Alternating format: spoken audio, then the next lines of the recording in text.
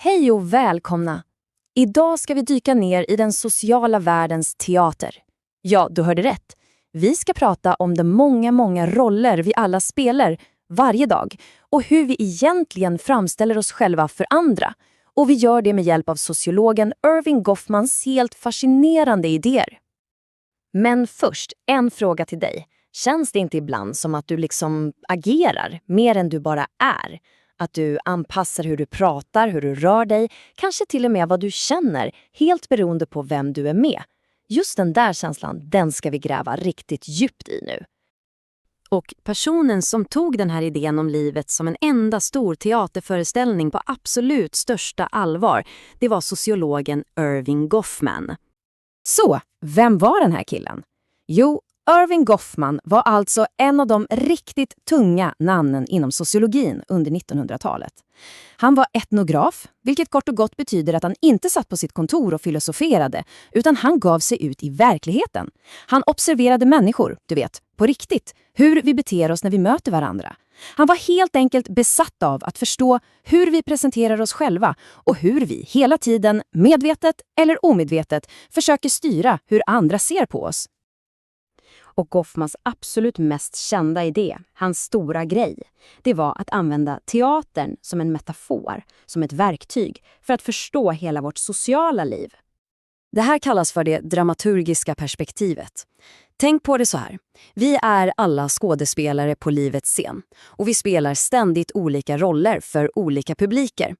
Goffman menar att vi dramatiserar våra handlingar. En lärare som kliver in i ett klassrum till exempel börjar ju omedelbart spela läraren för sina elever. Och det här gör vi allihop, hela tiden, i alla möjliga sammanhang. Okej, så hur går den här teatern till i praktiken? Allt börjar med de roller och fasader som vi tar på oss. En social roll är, kan man säga, som ett färdigskrivet manus. Om du är socionom till exempel, så finns det en förväntan, ett manus för hur du ska vara. Du förväntas agera professionellt, inkännande och kunnigt. Det här är din roll. Och din publik är ju klienterna, dina kollegor, chefen.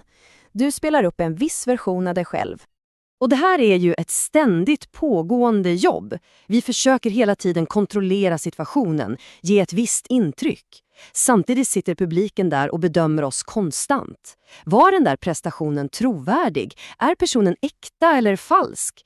Det är en ständig balansgång, en spänning mellan att bli trodd eller att bli avslöjad. Men vi står ju sällan ensamma på scenen. Ofta är vi en del av det Goffman kallade för ett teamframträdande. Tänk på personalen på ett kontor eller servitörerna på en restaurang. De jobbar ju tillsammans för att upprätthålla en gemensam bild, en gemensam fasad utåt mot kunder eller klienterna. Och det är här det blir riktigt intressant. För när ett team lyckas framstå som enade, då skapar de ett slags moraliskt tryck. Tänk på kabinpersonalen på ett flygplan. Om de är supertrevliga och professionella som en enad grupp, då blir det ju jättesvårt för dig som passagerare att vara otrevlig tillbaka. Du skulle liksom bryta mot den stämning som de har skapat. De tvingar oss på ett subtilt sätt att spela med i deras show. Men vad händer när det spricker? När någon snubblar, säger fel sak eller när tekniken strular? Ja, då sätter försvarsmekanismerna igång direkt. Vi försöker rädda situationen, rädda föreställningen. Och en av våra absolut vanligaste och bästa strategier för det, enligt Goffman, är humor. Vi skämtar bort misstaget, alla skrattar och vips så kan showen fortsätta. Precis som på en vanlig teater så finns det olika platser där vi agerar. Det finns en scen och reglerna i de här två regionerna är helt olika. I den främre regionen, på scenen, är språket formellt, artigt. Servitörerna är i karaktär. Men i den bakre regionen, alltså i köket, där kan jargongen vara mycket hårdare, mer informell.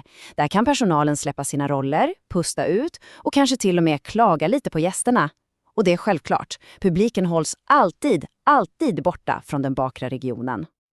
Allt det här leder oss ju oundvikligen fram till en riktigt stor och ganska svindlande fråga. Om vi nu alltid spelar roller och bär masker, finns det då något äkta jag där under någonstans? Goffmans svar på den frågan är ganska radikalt faktiskt. Han säger att jaget inte är något vi har utan något vi gör. Det är en dramatisk effekt som uppstår i själva framträdandet, i mötet mellan skådespelaren och publiken. Så enligt Goffman finns det alltså ingen äkta kärna eller ett genuint jag som gömmer sig bakom alla masker. Istället är jaget, eller den du är, en produkt av situationen. Ditt jag skapas här och nu i mötet med andra människor. Du är den du är, just i den här stunden, tillsammans med just den här publiken. Och det där lämnar oss ju med en ganska tankeväckande fråga att fundera på. För om ditt jag är en effekt av en föreställning som du sätter upp för andra, vem är du då när ridån har gått ner och publiken har gått hem?